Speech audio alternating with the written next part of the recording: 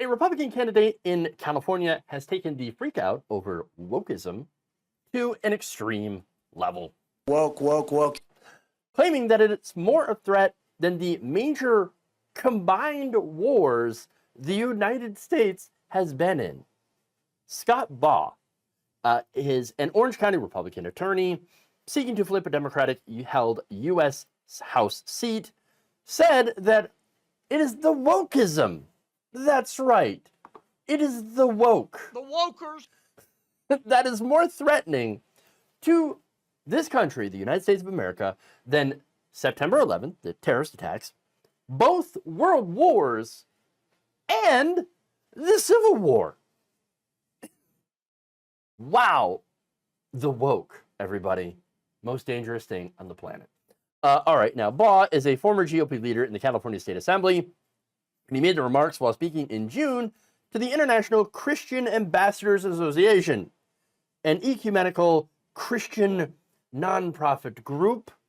Now, of course, he's going to go into later, his spokesperson is going to clarify these remarks, but first, let's get into them, and I advise you, put on your seatbelts for crazy.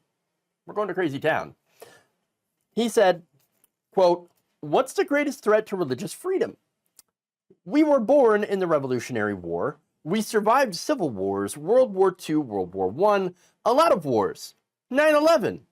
None of those were that threatening to our country compared to the war that we're fighting now. The war that we're fighting now, what is that? What is that war? It is a war," he says, "is about wokeism and the lack of common sense." The wokers. That's right. It's the woke. More dangerous than,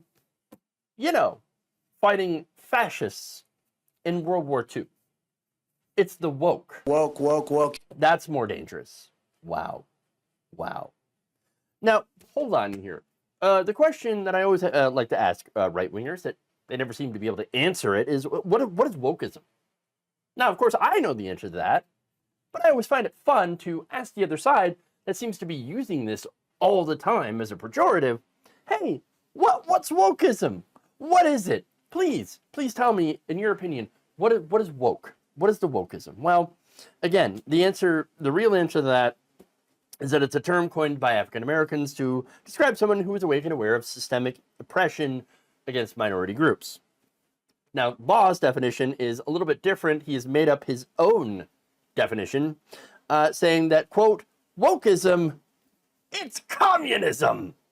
Wokism, whatever you want to call it, it's infected our churches." So, wait a minute. Okay. Crazy town, like I said. And really, that's not even a definition, just calling it communism. It's communism. It's wokeism. Oh, and you know what? It has seeped into our churches. Really, I hate to break it to you, but Christianity, it's actually kind of communist. I kid you not. In the fact that, the rich give to the poor, render unto Caesar what is Caesar's, render unto God what is God's, all that stuff. And in fact, in Catholicism, there's a system of tithing. Yes, it's known as the collection plate, right? Where they literally pass around a plate to everybody who's in attendance and urge you to give money. And of course, that takes from everyone in the congregation to fund the activities of the church, which do include charitable giving to the poor and needy. Or at least it should, which kind of sounds a little communist, guys. But look, in case you're unconvinced, in case those are not good, arguments, well, let's just go to the Bible itself, okay? If you're going to believe anything, it's the Bible. Here it is, a quote. "All who believed were together and had all things in common. They would sell their possessions and goods and distribute the proceeds to all, as any had need." Another one. "Now the whole group of those who believed were of one heart and soul, and no one claimed private ownership of any possessions, but everything they owned was held in common. There was not a needy person among them, for as many as owned lands or houses sold them and brought the proceeds of what was sold. They laid it at the apostles' feet, and it was distributed to each as any had need. That's Acts 2:44-45 and Acts 4:32-35. Look it up yourselves. It's in there. You know it. It's communist. Apparently, Jesus woke. Woke. Now, the question, of course, is, was he a Pink-haired communist. The answer might be yes. Stay for the pink hair. Kind of sounds like it. In fact, here's another one. Matthew 6:24-48 said this: "No one can serve two masters. Either you will hate the one and love the other, or you will be devoted to the one and despise the other. You cannot serve both God and money." To which, of course, they say, Whoopsie. oh no! Oh God! I can't read that! Oh no! Can't let that happen. I love how they cherry pick the stuff out that they like to ignore, while, of course, picking the stuff that they like. Like hating gay people and all that. And, of course, just making things up, too. They love to do that. Now, he continues, quote, "I like to tell some of our pastors that Jesus came to offend." Well, yeah, that's true. You know who he offends the most? Capitalists. Weird, right? That was his purpose, Baugh added. How would you know you needed a savior unless your sins were pointed out? And our churches aren't doing that. Actually, you know what? He's kind of right. Whoa, wait, what? No, let me explain. See, I don't actually see a lot of Christian churches going after the sin of gluttony, which, by the way, a lot of people, when they hear gluttony, they think of just somebody who's fat. Let's be honest, right? They just can't stop shoveling chips and, food into their mouth. That's actually not what that means. Yes, it may involve food, but mainly it's about the hoarding of resources. Money, which can buy food, right? That's how it relates. But it's really about somebody who hoards the basic, things that people need to survive and keeps it away and inaccessible to poor people. To people of not that don't have the means, right? That don't have the money. That's what gluttony is. A gluttonous person is someone who hoards worldly possessions. That's the reality of the situation. And keeps it from the poor, prevents poor people from actually getting the things that they need to survive. Who are the gluttons these days? Oh yeah, rich people. Now, look, the churches also, a lot of them don't go after other sins, like, for example, hating immigrants. The Bible is very, very clear that you're supposed to love immigrants as if, they're your own people, as if they're members of your own family. They seem to, again, want to ignore all that. Weird.